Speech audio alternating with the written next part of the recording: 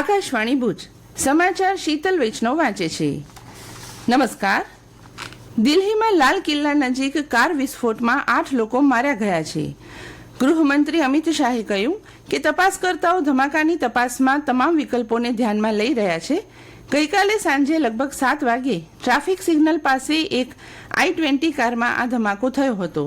ધમાકામાં આસપાસના અન્ય વાહનોને પણ નુકસાન પહોંચ્યું અને ઘણા લોકો ઘાયલ થયા। શ્રી શાહે કહ્યું કે દિલ્હી પોલીસ, રાષ્ટ્રીય તપાસ એજન્સી NIA અને રાષ્ટ્રીય સુરક્ષા ગાર્ડ NSGની ટીમ તથા ફોરેન્સિક ટુકડીએ તપાસ શરૂ કરી દીધી છે। જલ્દીથી જ ધમાકાના સાચા કારણોની જાણ થશે। દિલ્હીના પોલીસ કમિશનર સતીશ ગુલચાએ કહ્યું કે લાલ કિલ્લા મેટ્રો સ્ટેશન નજીક રેડ લાઇટ પર ધીમી ગતિએ આગળ વધતા એક વાહનમાં વિસ્ફોટ થયો। દિલ્હી પોલીસે ગેરકાયદેસર પ્રવૃત્તિઓ નિવારણ અધિનિયમ, વિસ્ફોટક અધિનિયમ અને ભારતીય ન્યાય સંહિતાની વિવિધ કલમો હેઠળ ગુનો નોંધ્યો છે। પ્રધાનમંત્રી નરેન્દ્ર મોદીએ સમગ્ર પરિસ્થિતિનો તાગ મેળવ્યો અને ગૃહમંત્રી અમિત શાહ સાથે વાત કરી। શ્રી શાહે વિસ્ફોટ સ્થળની મુલાકાત લીધી અને લોકનાયક જયપ્રકાશ હોસ્પિટલમાં ઘાયલોને મળ્યા। હોસ્પિટલના મેડિકલ સુપ્રિન્ટેન્ડન્ટે જણાવ્યું કે 8 લોકો હોસ્પિટલ પહોંચે તે પહેલા જ મૃત્યુ પામ્યા હતા। ઘણા ઘાયલોની સ્થિતિ ગંભીર છે। દિલ્હીમાં થયેલા કારમાં બ્લાસ્ટ બાદ સમગ્ર રાજ્યમાં સુરક્ષા એલર્ટ જાહેર કરવામાં આવ્યું છે। રાજ્યના પોલીસ વડા વિકાસ સહાય દ્વારા તકેદારીના ભાગરૂપે રાજ્યભરમાં એલર્ટ માટે આદેશ આપવામાં આવ્યા છે।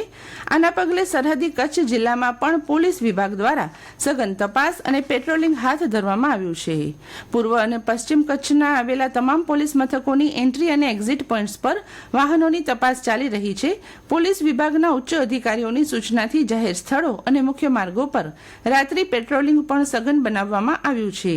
કચ્છના પ્રવેશ દ્વાર સમા આડેસર પોલીસ ચેકપોસ્ટ પરથી પસાર થતા તમામ વાહનોને રોકીને ઝીણવટભરી તપાસ કરવામાં આવી રહી છે। આ ઉપરાંત ભુજ સહિત જિલ્લાના દુર્ગમ વિસ્તારોમાં પણ પોલીસની વિવિધ ટીમો નાની મોટી તમામ ગતિવિધિઓ પર ચાંપતી નજર નાખી રહી છે। મુખ્યમંત્રી ભૂપેન્દ્ર પટેલે ગાંધીનગરમાં જનગણના સેન્સસ ગુજરાતની અદ્યતન વેબસાઇટ gujarat.census.gov.in નો શુભારંભ કરાવ્યો।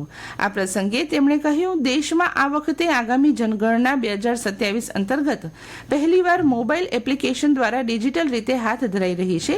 નાગરિકો વેબ પોર્ટલ દ્વારા સુરક્ષિત રીતે તેમનો ડેટા સબમિટ કરી શકે તે માટે પહેલીવાર સ્વગણતરી સુવિધા પણ રજૂ કરવામાં આવી રહી છે। તેનાથી પાયલટ પ્રોજેક્ટમાં પસંદ થયેલા જિલ્લાઓમાંથી ફર્સ્ટ હેન્ડ એક્સપિરિયન્સ મળશે।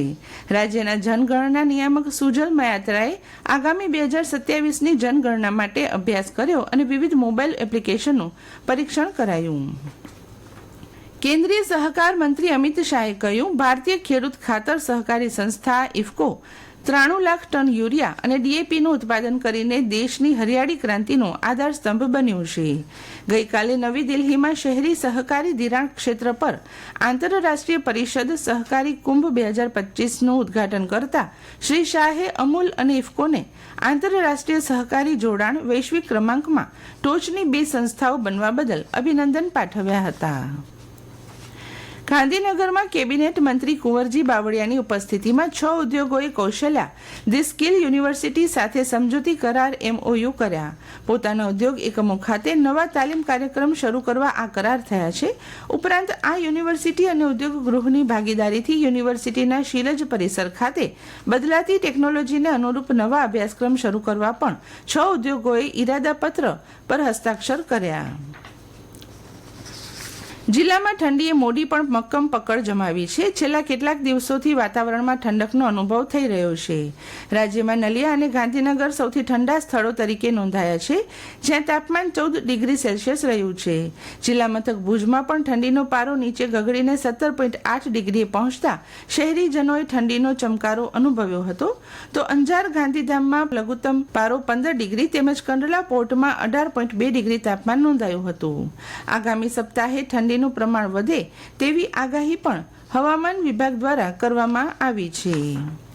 અને આ સાથે આજનું સમાચાર બુલેટિન પૂરું થયું। નમસ્કાર।